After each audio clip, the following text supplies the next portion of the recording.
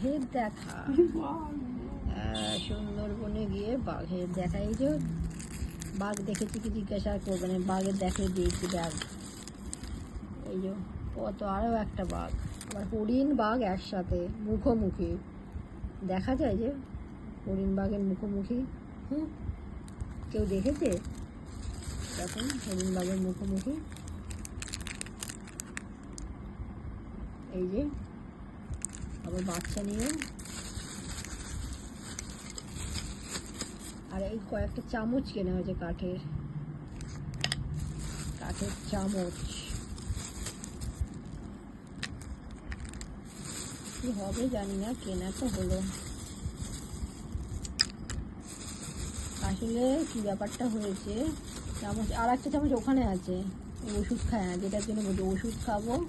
এটা একটা ওই দিকে, এটা দাও, লুডোটা,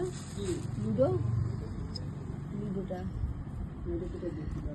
ওষুধ খাও। এটা নুনের জন্য আর কি নেওয়া হয়েছে, নুনের জল হবে, প্লাস্টিকের চামচে জল কেটে যায়।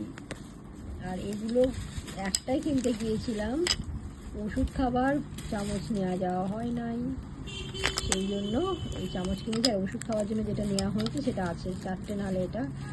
আর এটা কেনা হয়েছে লুডো।